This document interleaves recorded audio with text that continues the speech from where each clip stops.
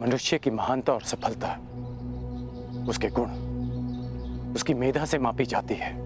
फिर क्यों किसी के जीवन पर उसके जन्म, जाति और कुल की छाप लगा दी जाती है गुरुदेव?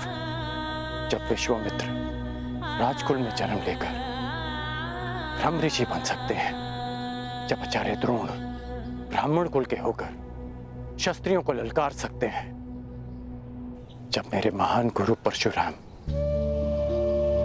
एक ब्राह्मण होकर शस्त्र धारण कर सकते हैं, तो फिर इस सूत पुत्र के साथ अन्याय क्यों गुरुदेव? क्यों ऐसा होता है कि यदि एक सूत पुत्र वेद की ऋचा सुन ले तो उसके मुख में पिघला सीसा भर दिया जाता है? क्यों किसी शूद्र को शिक्षा के अधिकार से वंचित रखा जाता है? क्यों मेरे भाई शोण को मार दिया गया था? क्योंकि उसने वेद पाठ करने का दुस्साहस किया। क्यों एक क्षत्रिय की उदंडता को उसका साहस माना जाता है और एक सूत की वीरता को उसका दुस्साहस? क्यों गुरुदेव? क्यों क्यों क्यों क्यों क्यों? जिन ब्रह्मदेव के दिव्यास्त्र आपने मुझे सौंपे, उन्होंने सृष्टि की रचना में क्या कोई भेदभाव किया? जन्म से लेकर आपकी शरण में आने तक सदैव अपमान सा आपके चरणों में आया तो लगा कि हाँ, मुझ में भी प्राण है। आपकी छत्रो छाया से वंचित नहीं होना चाहता था गुरुदेव। ये कारण सम्मान से जीवन जीने का अधिकार चाहता था। इसलिए जीवन में पहली बार असत्य कहा, परंतु आपके प्रति मेरी श्रद्धा, मेरी शिक्षा के प्रति मेरी निष्ठा और मेरे कर्म के प्रति मेरी आस्था में किंचित भी असत्य नहीं है गुरुदेव। आपके इस शिष्य ने आपकी हर शिक्षा, हर परीक्षा को ईश्वर का प्रसाद मानकर ग्रहण किया और आज ये राधे सगर्व आपका श्राप भी स्वीकार करता है। किंतु इतना निवेदन अवश्य करूंगा कि मेरा सूत पुत्र होना मेरे अधिकार में नहीं था। इतना अवश्य कहूंगा कि आपने मुझे उस भूल के लिए श्राप दिया जिस पर मेरा कोई वश नहीं था गुरुदेव। तुम्हारा तुम्हारे जन्म पर वश नहीं था, मैं जानता हूं, परंतु तुम्हारा वश कर्म पे तो था और तुम्हें श्राप तुम्हारे असत्य बोलने के कर्म के कारण मिला है। नहीं गुरुदेव, एक सूत पुत्र को श्राप मिला क्योंकि उसका जन्म ब्राह्मण कुल में नहीं हुआ, क्योंकि एक सूत होने के पश्चात भी उसने सम्मान से जीवन जीना चाहा, अपना अस्तित्व बनाना चाहा। इसलिए एक सूत पुत्र को श्राप मिला। अपने गुरु से सत्य ना बोलने की भूल तुमसे हुई है कर्ण, और एक गुरु ने अपने शिष्य का सत्य जाने बिना उसे श्राप दे दिया। ये भूल परशुराम कर बैठा।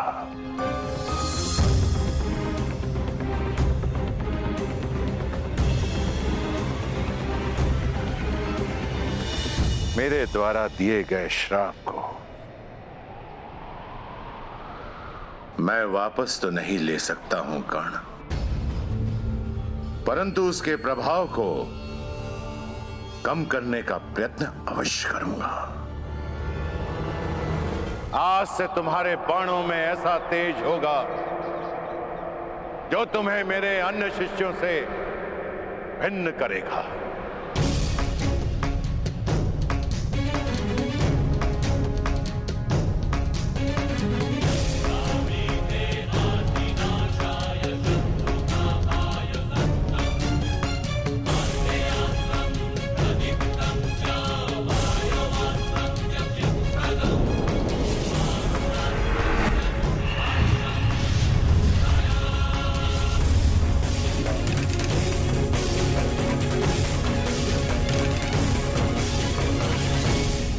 ये मेरा सबसे शक्तिशाली दिव्यास्त्र है, परंतु ब्रह्मास्त्र से अधिक नहीं।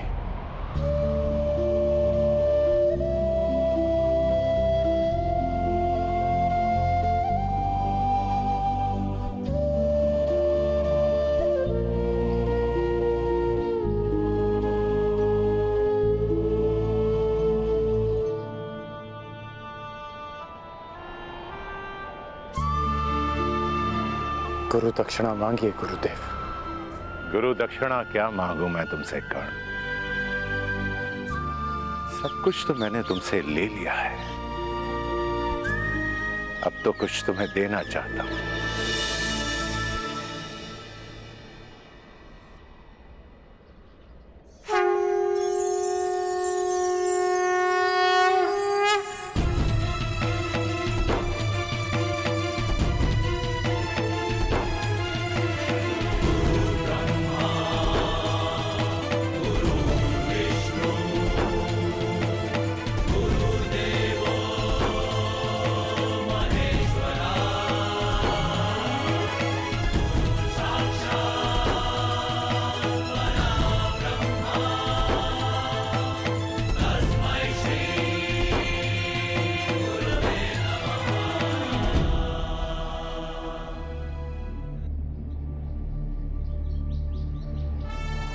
ये मेरा दिव्य धनुष है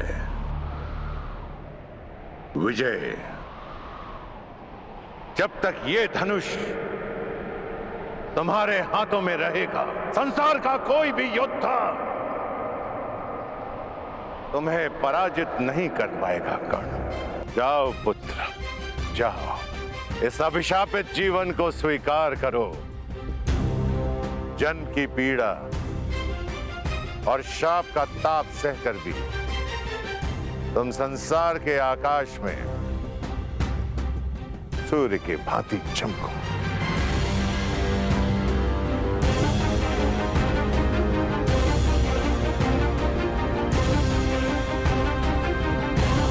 माता की मार संसार का सबसे बड़ा प्यार होता है, और गुरु का श्राप भी महादेव के प्रसाद से कम नहीं। और आपका ये श्राप, ये राधेकरण अमृत समझकर स्वीकार करेगा। इतिहासकरण का नाम स्वयं में कैसे समाहित करेगा मैं नहीं जानता, लेकिन एक बात का वचन देता हूं कि आपको आपके इस शिष्य पर सदैव गर्व होगा।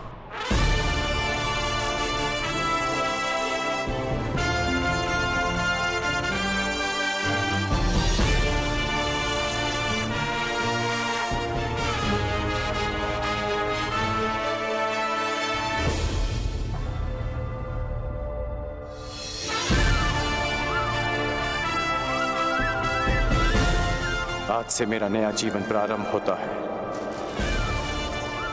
दिव्यास्त्रधारी कर्ण, और मैं अभिशापित सूत पुत्र भी, मैं जिसे जीवन का अधिकार नहीं मिला, और मैं जो इस अधिकार के लिए अपनी अंतिम श्वास तक लड़ूंगा, मैं राधेकर्ण।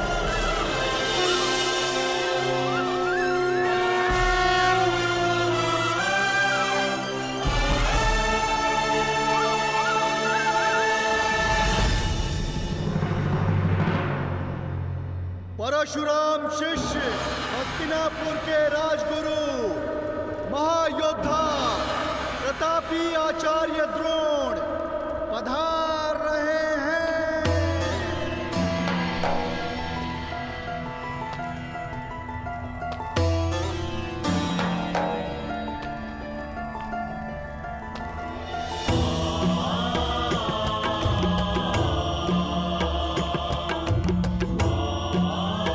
हस्तिनापुर नरेश महाराज धृतराष्ट्र की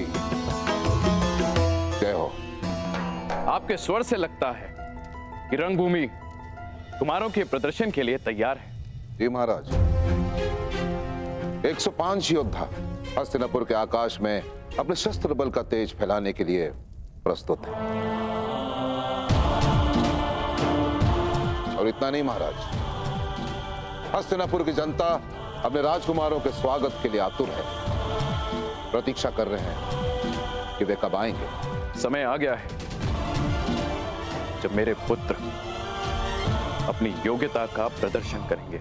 समय की चाल में आहट नहीं होती महाराज, किंतु वेग की भांति वो चलता है। कल की ही बात लगती है कि नन्हे कौरव और पांडव इसी महल के आंगन में उद्दंडता करते फिरते थे और आज शक्ति का प्रदर्शन करने के लिए प्रस्तुत हैं। भाग्यशाली है भीष्म जो अपने पुत्रों का ये रूपांतरण देख सकता है।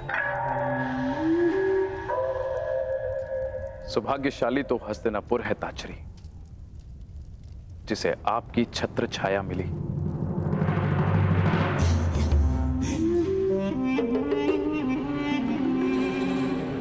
निसंदेह महाराज, निसंदेह सत्य वचन। जिस राज्य के महाबली भीष्म और महाधनुर्धर द्रोण जैसे स्तंभ हो, वो राज्य सौभाग्यशाली होगा ही। और मुझे पूर्ण विश्वास है कि राजकुमारों का यह प्रदर्शन निश्चित रूप से हस्तिनापुर को गर्वित करेगा। आनंद दुगना हो सकता है महाराज यदि क्या शकुनी? महाराज, चपल धनुर्धर वो है जो एक बाण से 2 लक्ष्य साधे, और चतुर राजनेता वो है जो एक ही आयोजन से 2 प्रयोजन सिद्ध करे।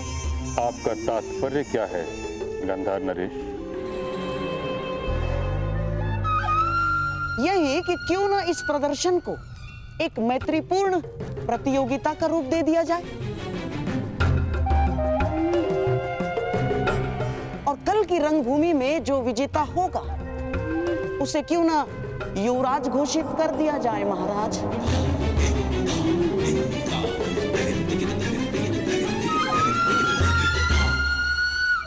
कल की रंगभूमि में जो विजेता होगा उसे क्यों न युवराज घोषित कर दिया जाए महाराज। प्रतिस्पर्धा प्रतिद्वंदियों के बीच होती है गंधार नरेश, भाइयों के बीच नहीं। इस प्रदर्शन का लक्ष्य है राजकुमारों की क्षमता को परखना, युवराज का चयन नहीं।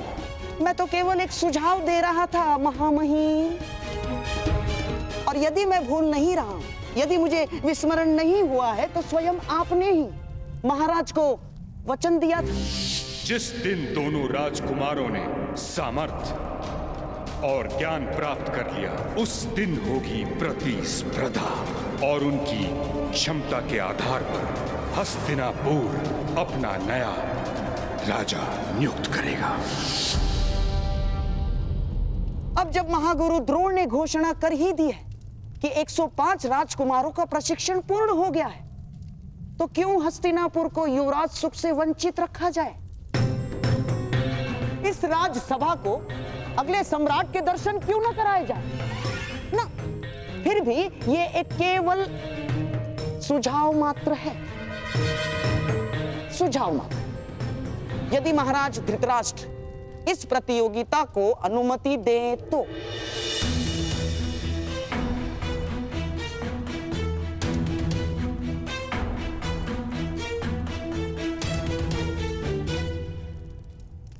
उचित कह रहे हो शकुनी। इस सुझाव पर विचार किया जा सकता है।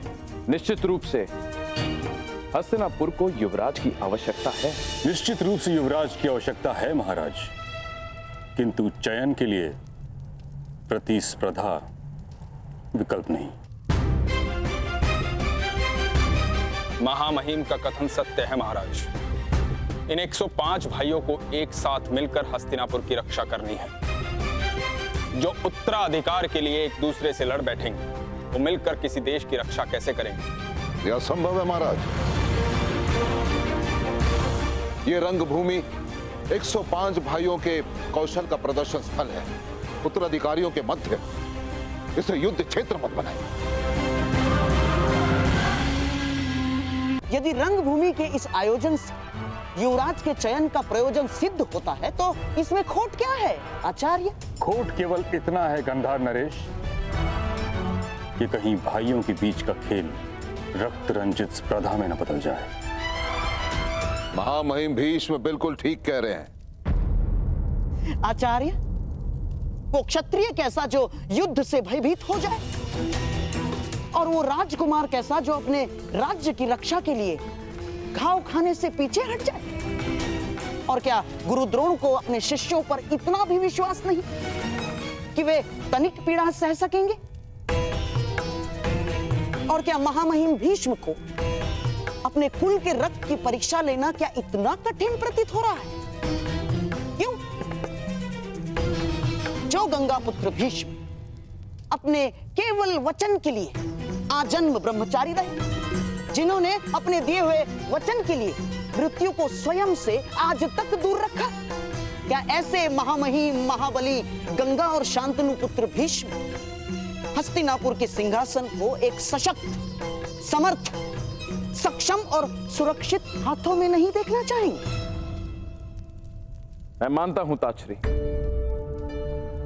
कि राजकुमारों के लिए यह प्रतियोगिता बहुत कठिन होगी,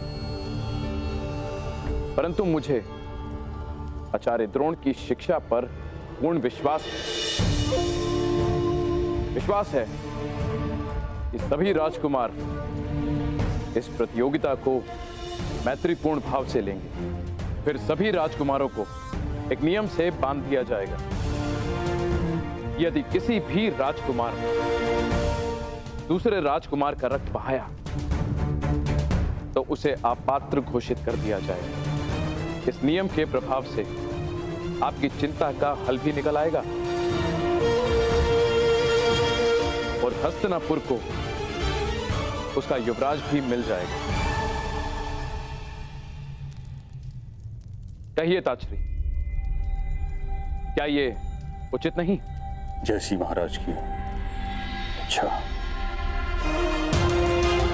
तो फिर यह निश्चित रहा कि कल सभी राजकुमारों के बीच शक्ति प्रदर्शन होगा और मुझे पूर्ण विश्वास है कि विजेता वही होगा जो सर्वश्रेष्ठ होगा।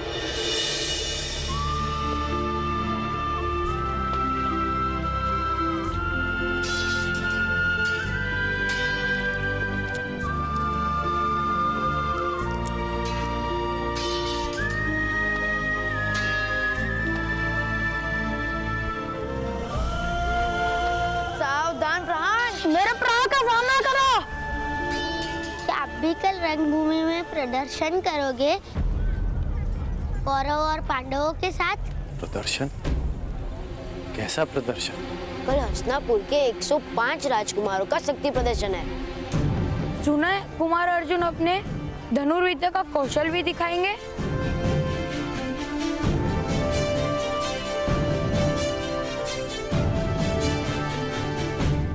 कल की प्रतियोगिता में कौन किसके साथ द्वंद्व करेगा यह निश्चय आप करेंगे। प्रतियोगिता पक्षपात रहित होनी चाहिए महामहिम। आप आचार्य द्रोण पर संदेह कर रहे हैं गंधार नरेश? नहीं महामहिम, कदापि नहीं। मैं तो केवल मानवीय निर्बलता की बात कर रहा हूं। कितना भी प्रयास कर लीजिए, घुटना पेट की ओर ही मुड़ता है और ना चाहते हुए भी एक माता अपने पुत्र के पक्ष में ही बोलती है महामहिम।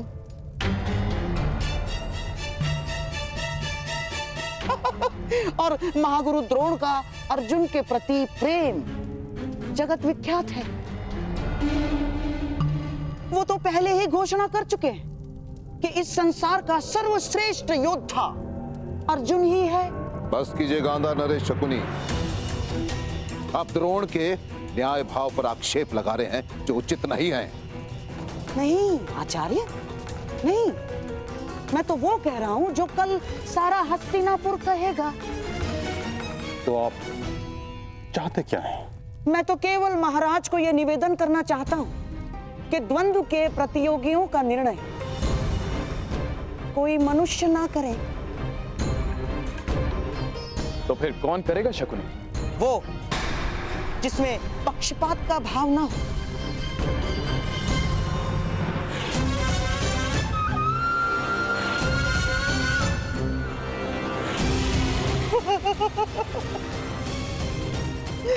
ये मेरे पास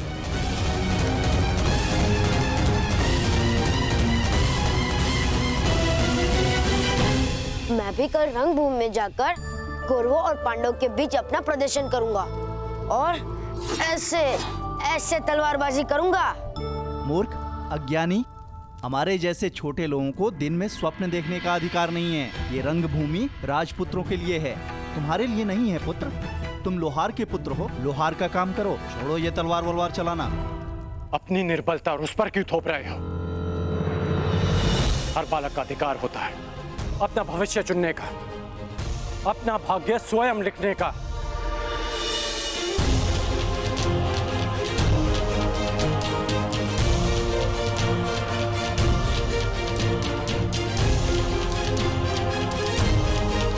छोटे मित्र, कभी स्वप्न देखना मत छोड़ना और उसे पूरा करने का परिश्रम करना भी मत छोड़ना। कौन से देश से आए हो मित्र? मनुष्य का भाग्य उसके जन्म से ही निश्चित हो जाता है, यही नीति है। यदि यही नीति है तो इस नीति को बदल दूंगा मैं। हस्तिनापुर के मस्तक पर अपने बाणों की नोक से अपना भाग्य स्वयं लिखेगा ये रात है।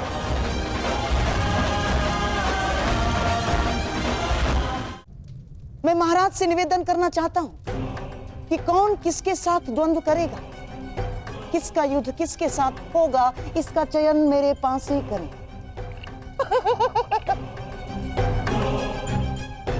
महाराज, इससे खेल भी रोचक हो जाएगा और महागुरु द्रोण पर किसी प्रकार का आरोप भी नहीं लगेगा। परंतु मैं शकुनी की बात से सहमत हूं ताक्षरी। पासों से यदि प्रतियोगियों का चयन होगा तो अवश्य ही वो निष्पक्ष ही होगा।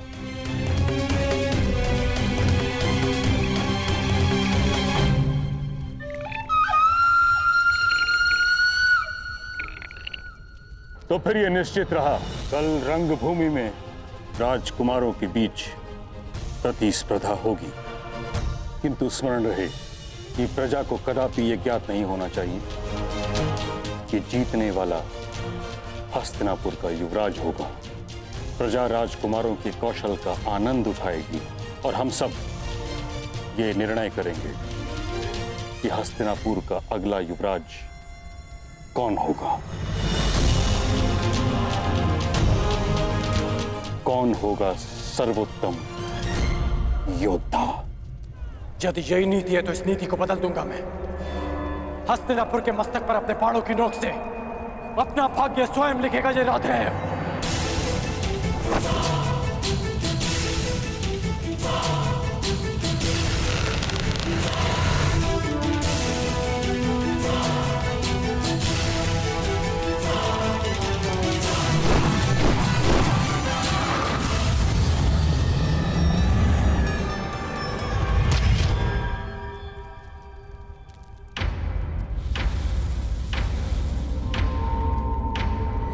ये हस्तिनापुर की राजसभा में किसने आक्रमण किया?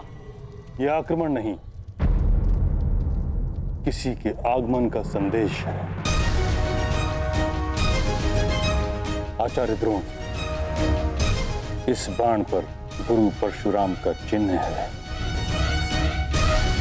परंतु महामहिम, गुरु परशुराम के 2 जीवित शिष्य आप और मैं इस राज्यसभा में उपस्थित हैं, तो फिर यही प्रश्न मुझे विचलित कर रहा है आचार्य द्रोण।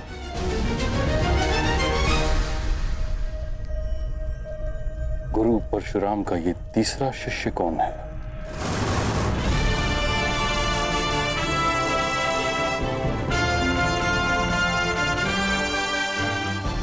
अब समय है कौशल के प्रदर्शन का।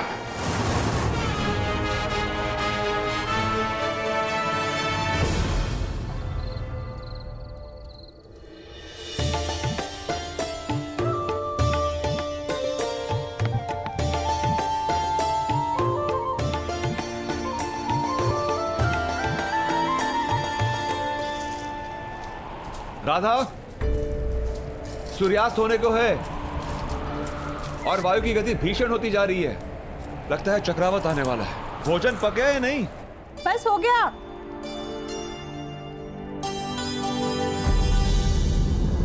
हे महादेव, ये किस धुन में खो गई मैं? 2 प्राणी के लिए इतना अधिक भोजन बना लिया।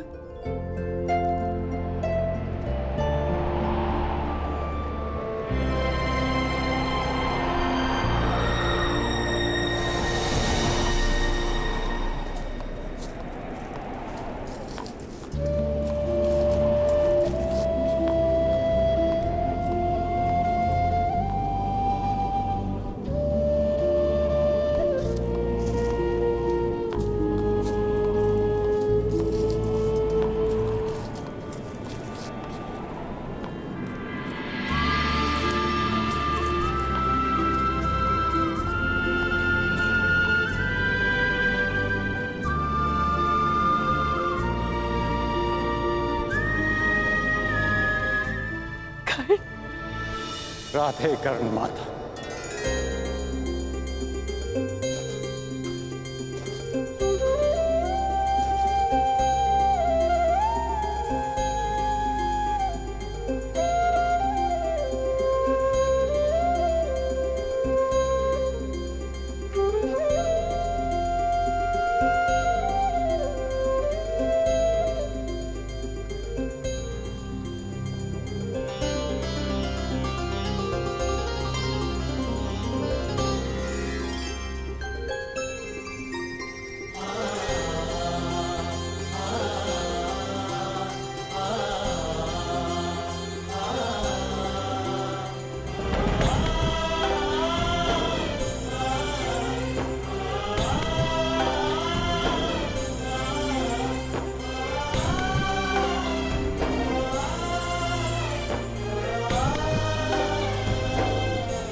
तुम आ गए पुत्र। हाँ माँ, मैं आ गया।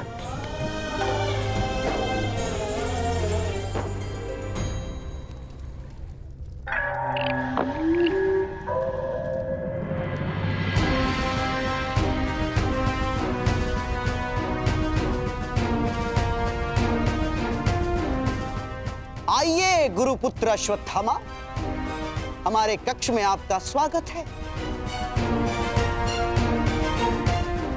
आप मुझसे यहाँ क्यों मिलना चाहते थे? क्योंकि इस कक्ष के अतिरिक्त हर कहीं 100 आंखें और 100 कान हैं। आंखें महामहिम भीष्म की और कान तुम्हारे पिता के।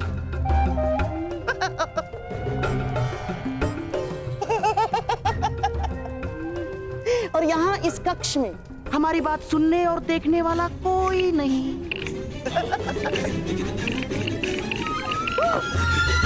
कैसी बात? यही कि कल की रंगभूमि में आप किसे विजयी होते हुए देखना चाहते हैं? मेरे होने वाले सम्राट राजकुमार दुर्योधन को या आपके पिता के प्रिय शिष्य उस अर्जुन को? उत्तर आप अच्छी तरह से जानते हैं गांधार नरेश। अर्जुन, अर्जुन वो शूल है जिसे मेरे पिताश्री ने स्वयं अपने हाथों से मेरे वक्ष में घोंप दिया। पिताश्री ने सदैव उसे अधिक प्रेम दिया, जन्म मुझे दिया, परंतु एक पिता की धरोहर, अपना सारा ज्ञान उसे सौंप दिया।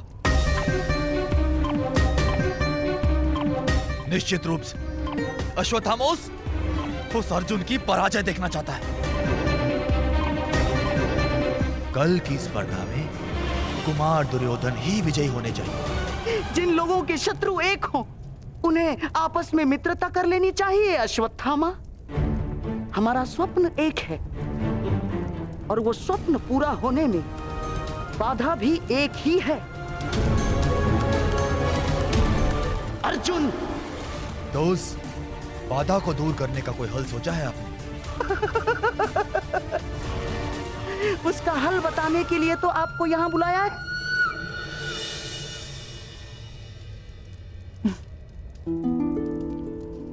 क्यों? आश्रम में भरपेट भोजन नहीं मिलता था? मिलता था, परंतु उसमें माता के हाथ का स्वाद नहीं था।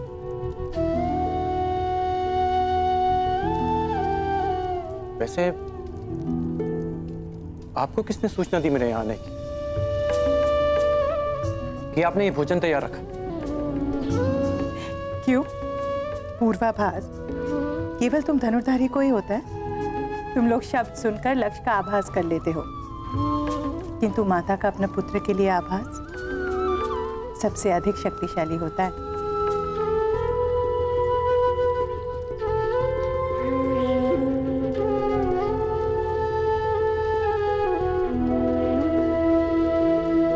माता जानती है कब उसका पुत्र आने वाला है और कब जाने वाला है।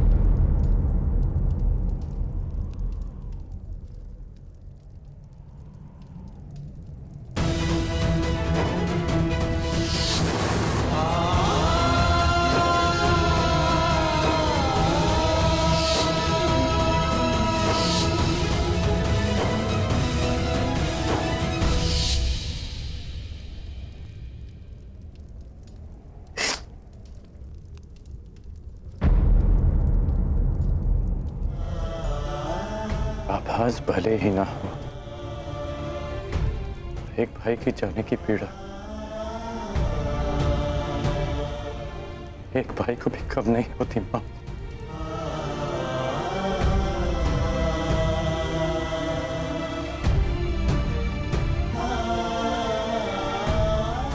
ये बताओ, प्रशिक्षण कैसा रहा तुम्हारा? गुरुदेव को अधिक सताया तो नहीं? आप विषय को टाल रहे हैं।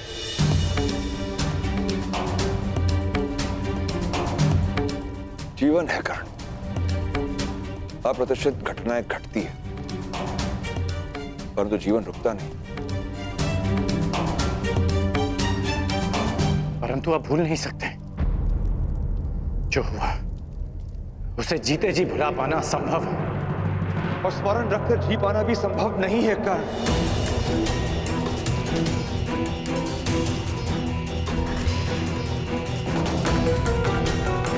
वो क्षत्रिय हैं, राजकुल के लोग हैं, उनके पास बल है, अधिकार है। हम छोटे लोग हैं कर्ण, ना हमारे पास विरोध का बल है, ना ही प्रतिकार का अधिकार। और उनके पापों का दंड ईश्वर देगा उन्हें। भगवान, ईश्वर, विधाता, कब तक न्याय पाने के लिए उनके सहारे बैठे रहेंगे आप लोग? न्याय मांगा नहीं जाता, उसे छीन लिया जाता है। माता, आप तो वासुदेव कृष्ण को भी ईश्वर का रूप मानती हैं ना? तो आप लोगों ने सुना ही होगा कि किस प्रकार वो यदुवंशियों के मध्य समानता का संदेश दे रहे हैं। उनके लिए सब समान है। जो काम वो यदुवंशियों में कर रहे हैं, वही काम हमें हस्तिनापुर में करना होगा। सबकी समानता, सबके लिए न्याय। बस कर्ण,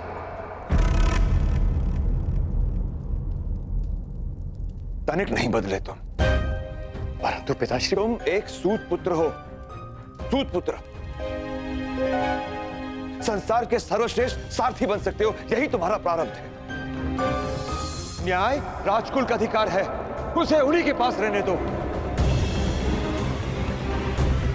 संसार के सर्वश्रेष्ठ सारथी बन सकते हो, यही तुम्हारा प्रारब्ध है। न्याय राजकुल का अधिकार है, उसे उन्हीं के पास रहने दो। देखा है उनका न्याय, वो न्याय जो शोन को मिला था। मेरे भाई की हत्या कर दी गई, उसे मार दिया गया था। इसे आप न्याय कहते हैं?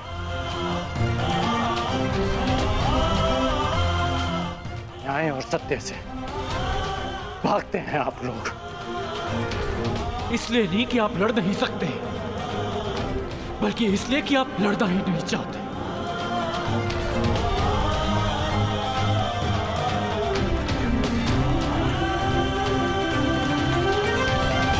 भागने से प्रारब्ध नहीं बदलता पिताश्री।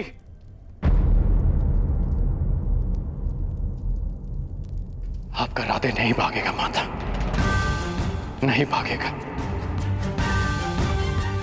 आपको स्मरण है ना, आपने मुझसे शोन की हत्या का प्रतिकार मांगा था, सबके लिए न्याय मांगा था। मैं करूंगा प्रतिकार माता। शोन को न्याय मिलेगा, हम सबको न्याय मिलेगा। और अगर नहीं मिला तो मैं उस न्याय को अपने बाणों से छलनी कर, अपने रथ से बांधकर घसीटता हुआ आपके चरणों में ले आऊंगा। ये मेरा वचन है आपसे।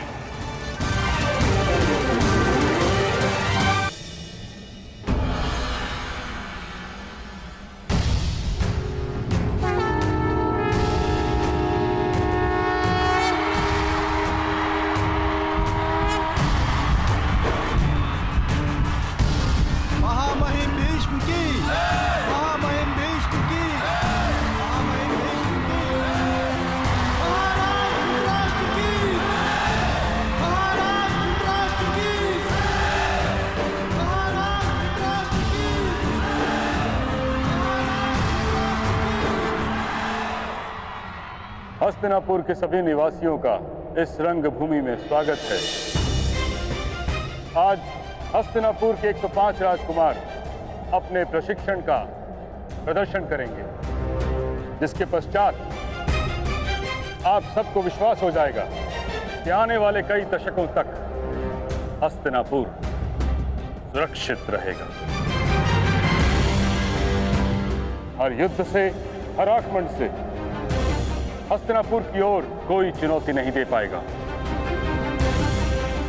यद्यपि हस्तिनापुर का कोई शत्रु अस्तित्व में नहीं है, और यदि है तो ये उसको चुनौती है कि भीष्म के साथ साथ हस्तिनापुर में 105 योद्धा उपस्थित हैं उसकी सुरक्षा के लिए।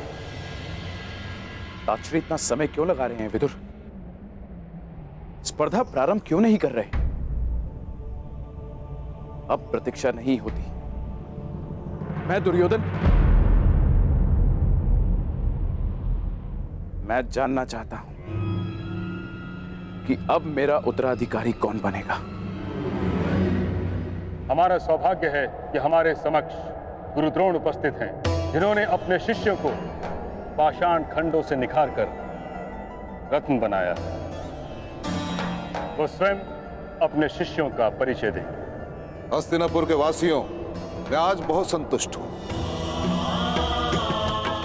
मां महिम भीष्म ने मुझे 105 दीपक सौंपे थे, और आज वो दीपक सूर्य के भांति चमकेंगे और हस्तिनापुर के आकाश को प्रकाशित करेंगे। अब आपके समक्ष वो प्रस्तुत होंगे जो 105 राजकुमारों में सबसे ज्येष्ठ हैं, धर्म और कर्म में चित, युद्ध में स्थिर कुमार युधिष्ठिर।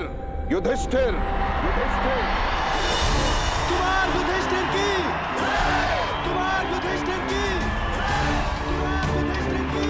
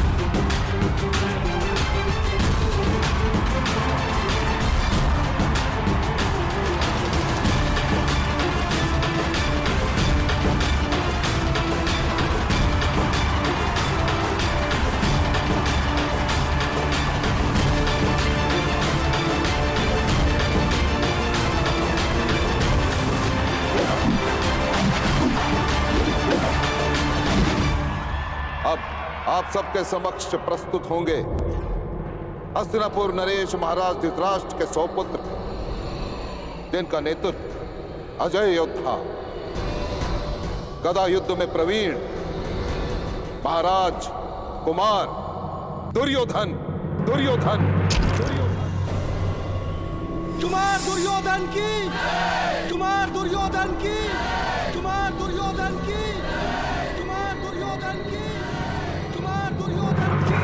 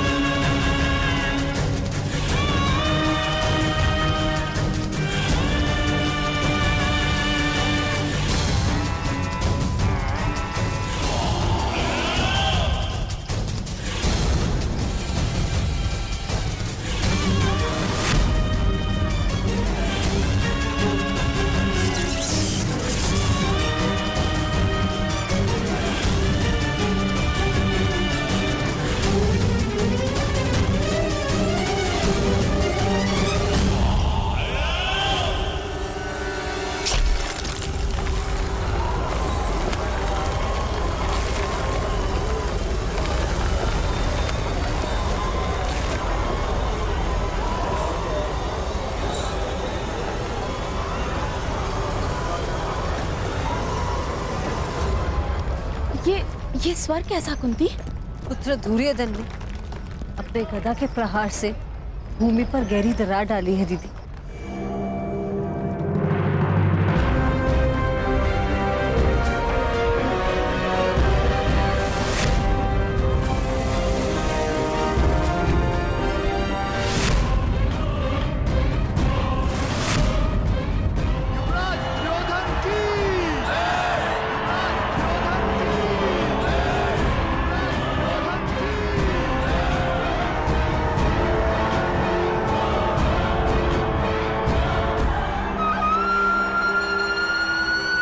महाराज धृतराष्ट्र, पितामह भीष्म समेत उपस्थित सभी को दुर्योधन का प्रणाम।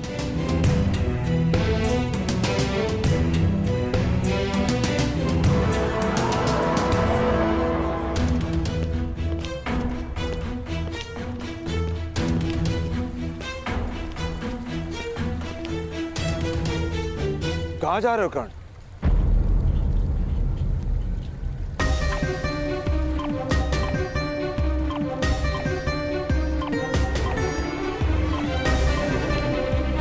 उत्तर आप जानते हैं,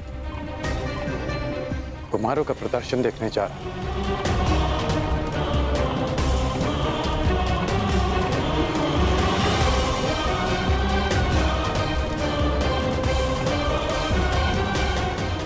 धनुष को साथ लेकर तुम कहीं नहीं जा रहे हो।